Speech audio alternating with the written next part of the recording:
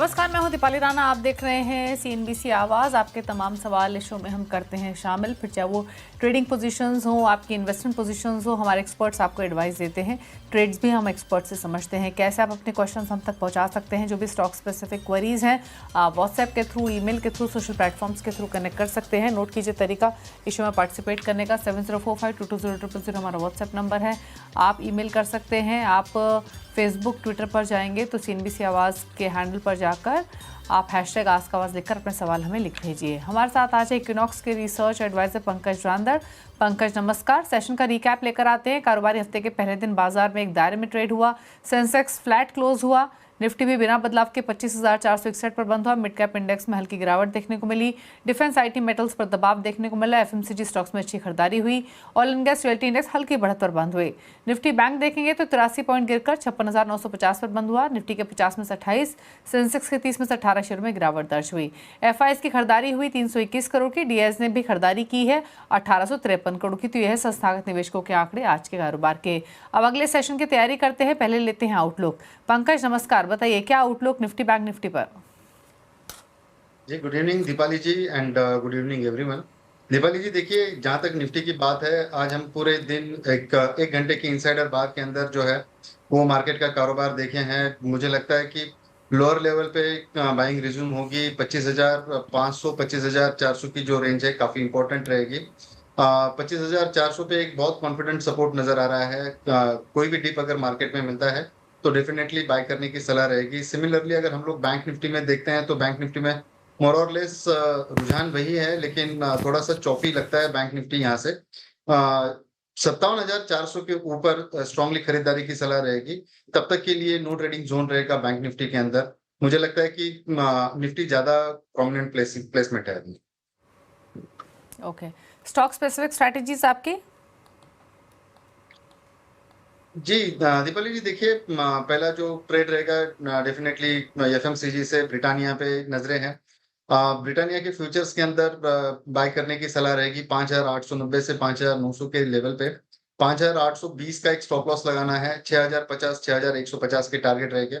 जिस तरीके से इसका चार्ट दिख रहा है, काफी स्ट्रॉन्ग मोमेंटम के अंदर है। दिन के हाई पे क्लोज हुआ है। मुझे लगता है कि ये मोमेंटम कल के दिन भी कंटिन्यू रहना चाहिए। दूसरा जो स्टॉक है वो कमिंस इंडिया के ऊपर रहेगा। कैपिटल गुड स्पेस का काफी प्रोमिनेंट स्टॉक है। 3,400 से 3,405 के रेंज में इसको बाय करना है।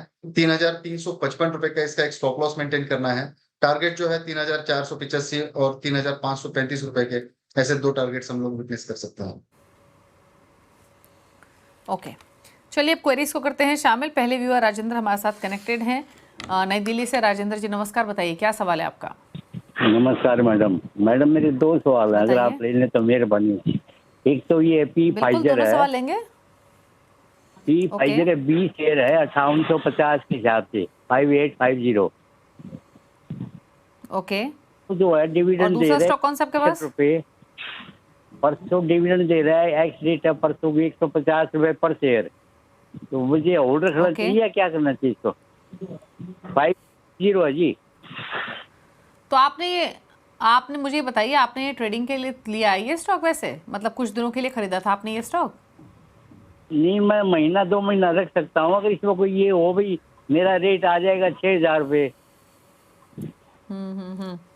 ठीक है। और यही सवाल है आपका या कोई और स्टॉक भी है? दूसरा है जी NTPC। बताइए। 60 शेयर है, 680 रुपए, 680। ओके, ठीक है। तो NTPC 337 पे ट्रेड हो रहा है। एक बार बाइंग प्राइस दोबारा बताएंगे प्लीज? वो सॉरी, RK फोर्जिंग है 680 रुपए। Sorry, RK forging 680। ओके, ठीक है, पूछ लेते हैं। पहले तो मैं फाइजर पर इनकी राय ले लेती हूँ। महीना 2 महीने रख सकते हैं। अब इनका कहना यह है कि कब तक रखें स्टॉक को। 2 पार्ट ये लेके चल रहे हैं फाइजर में। एक तो ये कि 6,000 का भाव मिल जाए तब निकले। दूसरा ये कि जो अभी डिविडेंड अनाउंस किया था महीने भर पहले कंपनी ने 165 रुपये प्रति शेयर का, वो जब तक वो बोनस जब रिफ्लेक्ट हो इनके अकाउंट में उसके बाद एग्जिट करें, या अभी एग्जिट करेंगे तो भी बोनस मिलेगा क्या? तो ये भी समझना चाहते हैं। प्लस RK फोर्जिंग्स, क्या सजेशन आपका पंकज? जी, फाइजर के अंदर जो मोमेंटम है वो अच्छा लग रहा है मैम।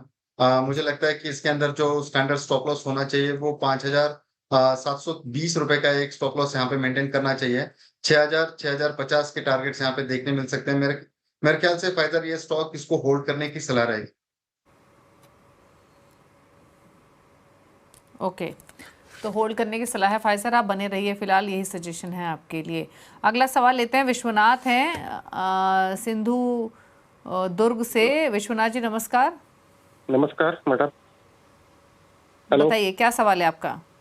मैडम, मेरे पास अल्कली अमाइन के 12 शेयर्स है जिसका परचेस प्राइस है ओके। 2,572 रुपए। ठीक है। हेलो। हाँ। और क्या आपका इन्वेस्टमेंट है ये? हाँ, इन्वेस्टमेंट है। ओके। 2572 की बाइंग है अल्काइल अमाइंस में, क्या करें पंकज? जी, ये अभी पिछले कुछ दिनों में काफी सुर्खियों में भी रहा है स्टॉक, और जिस तरीके के इसके वॉल्यूम के साथ में ब्रेकआउट पिछले एक हफ्ते से यहाँ पे देखने मिल रहे हैं। डेफिनेटली 2390 का भी रेट चल रहा है, लेकिन एक राइजिंग फ्लैग का ब्रेकआउट यहाँ पे नजर आ रहा है। मुझे लगता है कि इनकी खरीद ऊंचाई के लेवल पे है, लेकिन डेफिनेटली यहाँ से और भी वो ऐड करके चल सकते हैं। स्ट्रॉन्ग कैंडिडेट है, मुझे लगता है कि 2800 रुपए तक के रेट्स इसके अंदर देखने मिल सकते हैं। बशर्ते दिवाली तक का समय इनको होल्ड करना रहेगा। बात करते हैं राकेश से, अगले व्यूअर है हमारे साथ सतना मध्य प्रदेश से। राकेश जी नमस्कार, बताइए सवाल। मैं वो बजाज फाइनेंस के हैं 50 शेयर 872 रुपए की। ओके, 872 की बाइंग, और आपका होराइजन क्या है? लॉन्ग टर्म है, 2-3 साल रह सकते हैं। ओके, 2-3 साल रख सकते हैं बजाज फाइनेंस 872, क्या करें इस पोजीशन में? स्पेस का बहुत ही बढ़िया स्टॉक है मैम, इसको होल्ड करने की सलाह रहेगी। कोई भी अगर कारण की वजह से अगर बाजार कहीं नीचे आता है, ये ट्रेड डील का एक आउटकम आना है। शायद आज रात में आ जाए या 1-2 दिनों में आ जाए। मुझे लगता है कि ये स्टॉक अगर कोई भी गिरावट देता है तो इसमें खरीदारी की सलाह रहेगी। लेकिन डेफिनेटली एक ट्रेडिंग पर्सपेक्टिव से अगर आप इसको देख रहे हैं तो मुझे लगता है कि 880 का इसका एक स्टॉप लॉस लगाना बहुत जरूरी रहेगा। ऊपरी लेवल में ये 980 1020 रुपए तक के रेट्स दिखा सकता है। अगर आप लंबी अवधि के अगर निवेशक है तो डेफिनेटली इसके अंदर बने रहे। ओके, बात करते हैं विनोद से, अगले व्यूअर है हमारे साथ चंडीगढ़ से। विनोद जी नमस्कार, पूछिए सवाल। हाँ मैम, गुड इवनिंग। मेरे पास अदानी ग्रीन के 560 क्वांटिटी है 1511 पे, और अदानी टोटल गैस 500 है 824 पे। दोनों लॉन्ग टर्म के लिए लिए हैं, इनसे व्यू जानना था। क्या करना चाहिए इनको अपनी इस पोजीशन में? अदानी टोटल गैस 824 की बाइंग है, 500 क्वांटिटी है, और इस पोजीशन पर तो राय चाहिए। एक और क्वेश्चन जो इनका था वो टाटा टेक्नोलॉजीज का था जो शेयर किया था 965 की बाइंग। क्या सजेशन दोनों पोजीशंस में पंकज? अदानी टोटल गैस के अंदर मोमेंटम थोड़ा सा लेजी लग रहा है मैम। वॉल्यूम्स के कंसर्न इसके अंदर देखे जा रहे हैं। मुझे लगता है कि अगर इसका एक स्टॉप लॉस आपको मेंटेन करना चाहिए 640 का। अगर वो निकल जाता है तो इसके अंदर से एग्जिट की सलाह रहेगी। लेकिन कंडीशनल ट्रेड है, 640 के नीचे इसका एक ब्रेकडाउन नजर आ रहा है, जो आपको 610 580 तक के लेवल्स यहाँ पे देखने मिल सकते हैं। लेकिन टाटा टेक्नोलॉजी के अंदर एक जो मोमेंटम है वो ठीक नजर आ रहा है। वॉल्यूम्स इसके अंदर ग्रिप होते हुए नजर आ रहे हैं। स्टॉक अभी फिलहाल 20 डेमा के नीचे जरूर ट्रेड कर रहा है, लेकिन इसके अंदर एक कंडीशनल ट्रेड बन रहा है यहाँ पे 720 के ऊपर। एक बार ये स्टॉक अगर चला जाए तो मुझे लगता है कि इसके अंदर आने वाले दिनों में 760 और 800 की लेवल्स यहाँ पे देखने मिल सकती है। जैसे ही एक बार 760 की लेवल क्रॉस होती है तो एक सेकंड थॉट इसके ऊपर लेनी चाहिए। ओके, इसके अलावा अदानी ग्रीन्स पर भी इनका सवाल था, इस पर भी एक टेक चेक कीजिए। पंकज बताइए क्या राय है? अदानी के अंदर मैम मैंने बताया कि 540 के नीचे एक अदानी ग्रीन की बात कर रहे हैं, सॉरी जी। अदानी ग्रीन के अंदर फिलहाल एक निगेटिव डाइवर्जन दिख रहा है यहाँ पे आरएसआई के अंदर। लेकिन इसको अगर डेफिनेटली अगर स्टॉप लॉस इसका 960 रुपए का अगर हम लोग मेंटेन करते हैं तो मुझे लगता है कि ऊपरी लेवल तक 1060 रुपए तक जाने के लिए रेडी है ये स्टॉक। लेकिन इसमें कंडीशनल बाइंग की सलाह रहेगी। 1002 के ऊपर इसके अंदर बाय करने की सलाह रहेगी। अगर ये स्टॉक काफी टाइम से अगर आप होल्ड कर रहे हो तो 1060 और 1100 रुपए तक के टारगेट्स इसके अंदर देखने मिल सकते हैं। ओके, बात करते हैं शुभम जैन से, संभाजी नगर से मैं सवाल पूछने के लिए कनेक्टेड हैं। शुभम नमस्कार, पूछिए सवाल। नमस्कार मैम, मेरे पास जियो फाइनेंशियल्स के 11,000 क्वांटिटी है 360 के प्राइस पर। तो मुझे अगले 3 से 6 महीने का व्यू चाहिए था मैम। ओके, 3 to 6 मंथ्स का व्यू चाहिए। जियो फाइनेंशियल 360 के बाइंग है, 328 पर ट्रेड कर रहा है। डिस्क्लोजर भी दे दे, जियो फाइनेंशियल सीएनबीसी आवाज यानी नेटवर्क 18 दोनों के पेरेंट्स सेम है, रिलायंस इंडस्ट्रीज। बताइए क्या सजेशन इनके लिए? देखिए मैम, थोड़ा सा फंडामेंटली इसको देखना चाहिए। टेक्निकल पॉइंट ऑफ व्यू से ये काफी निचली लेवल से 328 के लेवल तक आया है। मेरे ख्याल से जब मैं शो पे आता हूँ, मैं हमेशा से ये चीज कह रहा हूँ कि जियो फाइनेंस के ऊपर 4 डिजिट्स के अंदर भी ये अगर स्टॉक दिखे तो कोई सरप्राइज होने वाली बात नहीं है। बशर्ते ये है कि इसका जो टाइम होराइजन है आपको थोड़ा सा लंबा रखना होगा। 3-4 साल का एक टाइम होराइजन रखना होगा। शॉर्टर टाइम फ्रेम के अंदर हो सकता है ट्रेडिंग के अंदर शायद नुकसान लग जाए, लेकिन लॉन्गर टर्म के अंदर ये स्टॉक काफी जबरदस्त परफॉर्म कर सकता है। जिस तरीके की इनकी क्वांटिटी है और एक साथ में अगर इन्होंने पैसा डिप्लॉय किया हुआ है तो थोड़ा सा होल्ड करने का सलाह रहेगा। कैपेसिटी है तो टाइम के साथ में बने रहे। इसके अंदर काफी स्ट्रॉन्ग जो है रिटर्न्स इसके अंदर देखने मिल सकते हैं। टेक्निकल पॉइंट ऑफ व्यू से अगर मैं बताऊं तो पिछले एक हफ्ते 2 हफ्ते से ये स्टॉक कंटिन्यूअसली राइजिंग फॉर्मेशन दे रहा है। अभी फिलहाल ये फ्लैग पैटर्न का सेटअप बन रहा है यहाँ पे। अगर ये 335 के ऊपर अगर चला जाता है तो डेफिनेटली 360 रुपए तक के भाव बहुत जल्द देखने मिल सकते हैं। ओके, बात करते हैं रोहित की, इनका सवाल लेते हैं। हमारे साथ कनेक्टेड हैं रोहित गुप्ता। रोहित नमस्कार, पूछिए क्या सवाल है आपका? Hello ma'am, good evening ma'am. मेरा क्वेश्चन है ओला इलेक्ट्रिक को लेके। मेरे पास इसके 3000 क्वांटिटी के शेयर हैं विद 70 रुपीज। मेरी एवरेज अराउंड 90 थी जब ये बहुत ऊपर उठा था, बट मैं इसको एवरेज करता करता है brought it down to 70 now. अभी मेरे 3000 शेयर हैं। मेरा लॉन्ग टर्म व्यू है, I am a bit bullish, मैं रुक सकता हूँ 2-3 साल। तो क्या कर सकते हैं, इसको और ब्रेक डाउन करके इसको और एवरेज करें या इतने पे ही रुक जाएं? ठीक है, तो ओला इलेक्ट्रिक इन्होंने एवरेजिंग की 90 के लेवल से ये होल्ड कर रहे हैं और अभी भी एवरेजिंग के बावजूद भी इनका बाइंग प्राइस 70 रुपए का है और ऐड भी कर सकते हैं, 3 साल रख भी सकते हैं। पंकज, ऐड करने की तो बिल्कुल भी सलाह नहीं रहेगी मैम। देखिए, जिस तरीके से इसके लोअर लोज के फॉर्मेशंस बनते जा रहे हैं, डेफिनेटली ये कोई अच्छा साइन नहीं है। अगर आप होल्ड कर रहे हैं इसको इतने टाइम से तो बिल्कुल बिना स्टॉप लॉस के आप होल्ड कर रहे हैं। क्वांटिटी अच्छी खासी है, मेरे ख्याल से अभी भी समय है इसके अंदर से एग्जिट करने की सलाह रहेगी। कोई अच्छे पेडिग्री वाले स्टॉक के अंदर आपने अगर निवेश करते हैं तो वो ज्यादा बेहतर होगा। इसके अंदर स्ट्रेट वे एग्जिट की सलाह रहेगी। ओके, बात करते हैं आसिफ की, पुणे से कनेक्टेड हैं ये हमारे साथ। आसिफ नमस्कार, पूछिए सवाल। जी नमस्कार जी, मेरे पास एमटा टेक के 88 शेयर्स हैं। उसका एवरेज प्राइस है 2377। तो मैंने ये थोड़ा सा एवरेज किया है, तो मैं भी जानना चाहता हूँ कि इसमें होल्ड करूँ या फिर मैं इसका करंट प्राइस इसकी बहुत लो है तो मैं इसमें और इन्वेस्ट करके एवरेज आउट करूँ। पूछ लेते हैं। तो पंकज, नुकसान तो ठीक ठाक है, 800 रुपए से ज्यादा का नुकसान हो रहा है इनको पर स्टॉक। एवरेज भी कर सकते हैं, 1564 पार आ गया है स्टॉक। क्या सजेशन रहेगा लंबी अवधि के हिसाब से? जी मैम, देखिए इसका 1810 की रेंज में एक बेस वायलेशन यहाँ पे बन रहा है। वो लेवल तोड़ नहीं रहा है कोई भी लेवल के ऊपर नीचे से बाइंग रिज्यूम होती है। अगर ये एवरेज करना चाहते हैं तो मुझे लगता है कि ये 1450 से लेके 1510 के बीच में इसमें एक एवरेज करने की सलाह रहेगी। लेकिन ट्रेड जो है थोड़ा सा रिस्की बन सकता है। वहां पे क्वांटिटी का थोड़ा सा ध्यान रखना होगा। अगर आपके पास में समय 2 साल 3 साल तक का है तो मुझे लगता है कि इसके अंदर भी अच्छे खासे रिटर्न्स बनने चाहिए। टेक्निकली वेल प्लेस्ड है स्टॉक। डेफिनेटली 2100 रुपए तक के टारगेट्स आने वाले दिनों में देखने मिल सकते हैं। लेकिन हो सकता है थोड़ा सा टाइम क्रंच है यहाँ पे, तो उसका थोड़ा सा ध्यान रखें। लंबी अवधि के लिए इसको होल्ड रखें।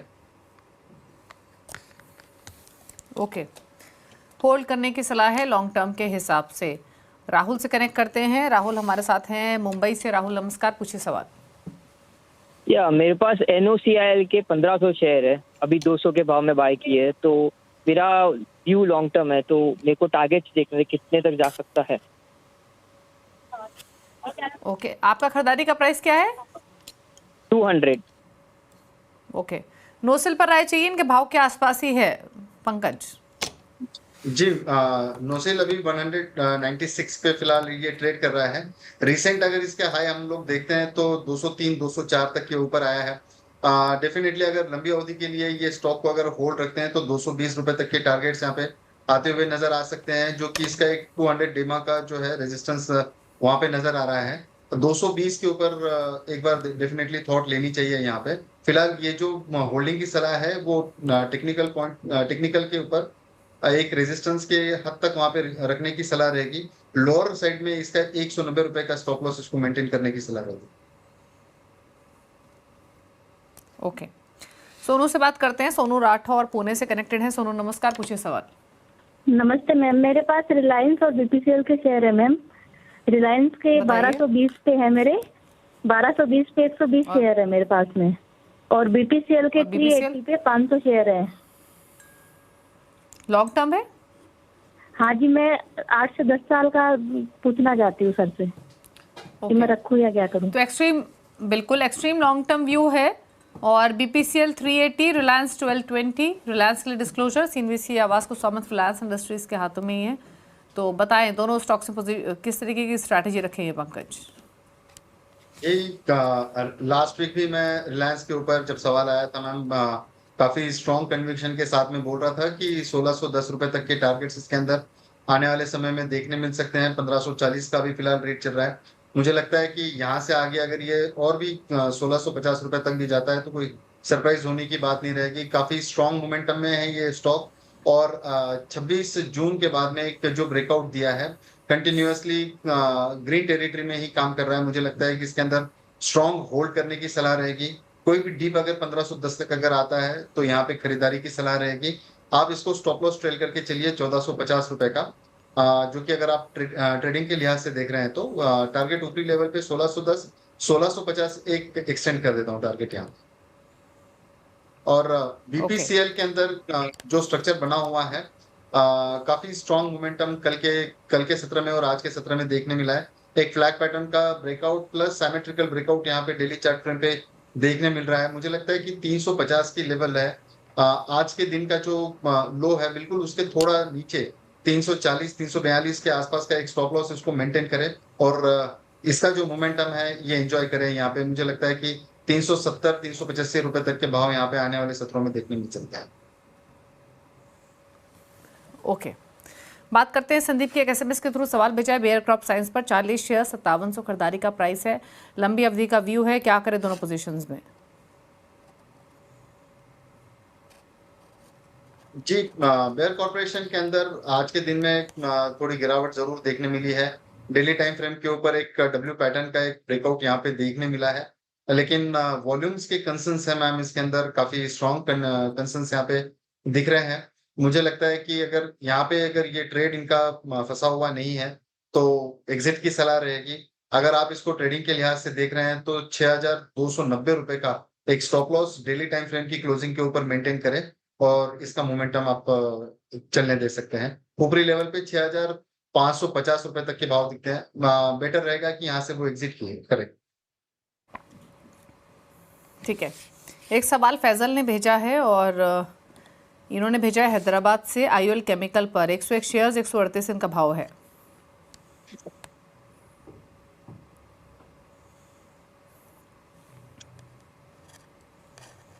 फिलहाल ये स्टॉक 94 के आसपास ये फिलहाल ट्रेड कर रहा है। 92 के नीचे एक मेजर ब्रेकडाउन यहाँ पे नजर आ रहा है। ये विवाद के नीचे कंटिन्यूअसली ट्रेड कर रहा है। ट्रेंडिंग लाइन का एक ब्रेकडाउन यहाँ पे नजर आ रहा है। अगर ये 20 डेमा अगर क्रॉस कर देता है, अगर 90 रुपए 90 पैसे की अगर लेवल ऊपरी लेवल से तोड़ देता है, तो मुझे लगता है कि ये स्टॉक 85 रुपीज से लेकर 77 रुपीज तक आने के लिए तैयार है। मेरे ख्याल से इसके अंदर से भी बेटर रहेगा कि एग्जिट ले। ओके, बात करते हैं अब अगले व्यूअर की। पीके मिश्रा ने एक सवाल भेजा है, और ये सवाल उन्होंने भेजा मथुरा से। गोदरेज प्रॉपर्टीज पर 45 शेयर्स हैं, 2216 का इनका खरीदारी का भाव है, क्या करें इस पोजीशन में? जी, डेफिनेटली होल्ड करने की सलाह रहेगी। काफी स्ट्रॉन्ग और प्रोमिनेंट काउंटर है इसके स्पेस का, और जिस तरीके से कोविड के बाद में ये स्टॉक ने ग्रिप लिया हुआ है, कंटिन्यूअसली एक हायर हाइज के फॉर्मेशंस मंथली चार्ट्स के ऊपर हम लोग यहाँ पे विटनेस कर रहे हैं। 2276 रुपए का भी फिलहाल रेट चल रहा है। जल्दबाजी ना करें, टेक्निकल टर्म्स में अगर कहूँ तो 200 डेमा के नीचे, 20 डेमा के नीचे ये फिलहाल ट्रेड कर रहा है, लेकिन इसके स्विंग लोज जो है वो 2240 के आसपास आते हैं। वहां से एक स्टॉक रिवर्सल होने का चांसेस लगता है। मुझे लगता है कि आने वाले दिनों में दोबारा 2450 और 2600 तक की ग्लोरियस रैली इसके अंदर देखने मिल सकती है। स्टॉप लॉस बकायदा 2200 रुपए का होल्ड करना चाहिए। ओके, चलिए, तो होल्ड करने की सलाह है। गोल्ड प्रॉपर्टीज स्टॉप लॉस आपको रेकमेंड किया गया है। चलिए, रुकने के साथ एक ब्रेक के लिए, ब्रेक के उस पर कुछ और क्वेश्चंस कुछ सोशल मीडिया से मिलेंगे सवालों को, फिर वापस आते हैं।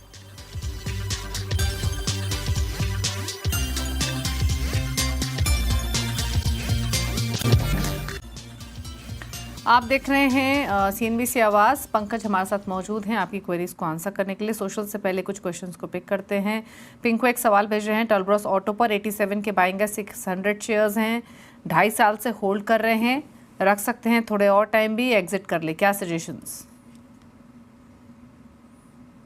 टलब्रॉस के अंदर मैम ऊपरी लेवल से काफी स्ट्रॉन्ग सेलिंग आज के दिन में विटनेस हुई है, लेकिन मुझे लगता है कि 280 के स्टॉप लॉस से इसको होल्ड किया जा सकता है। 315 320 प्योरली ट्रेडिंग वेट रहेगी, बिना स्टॉप लॉस के काम नहीं करना चाहिए इसके अंदर। तो 325 रुपए तक के टारगेट्स इसके अंदर देखने मिल सकते हैं, होल्ड करने की सलाह रहेगी। ओके, होल्ड करने की सलाह आपको दी गई है इस स्टॉक में, ये सजेशन है। पवन ने एक सवाल हमें भेजा है और सवाल इनका है कंटेनर कॉर्प पर 700 शेयर्स हैं, 500 रुपए की बाइंग है, इनफैक्ट 500 शेयर्स है, माफ कीजिए, 700 रुपए खरीदारी है कंटेनर कॉर्प में। जी देखिए मैम, यहाँ पे नुकसान यहाँ पे इनका 100 रुपए के आसपास का है, लेकिन जिस तरीके का ऑप्शन डेटा यहाँ पे नजर आ रहा है, मुझे लगता है कि एक कॉन्फिडेंट क्लोजिंग देने में बिल्कुल फेल रहा हुआ स्टॉक है, लेकिन इसका जो बेस बन रहा है वो 590 के आसपास बन रहा है। लोअर लेवल के ऊपर इसमें स्टॉप लॉस की जो सलाह रहेगी वो 575 की स्ट्रिक्ट स्टॉप लॉस इसको मेंटेन करना है डेली टाइम फ्रेम के ऊपर, और ऊपरी लेवल पे जो है 650 से 680 रुपए तक के टारगेट्स देखने मिल सकते हैं। एक्यूमुलेशन कर सकते हैं यहाँ से, लेकिन स्टॉप लॉस का ध्यान रखना चाहिए। ठीक है, एक और सवाल ले लेते हैं, और ये सवाल हमें भेजा है ऋषभ ने मुथूट माइक्रो फाइनेंस पर 233 की बाइंग है, 181 शेयर्स है।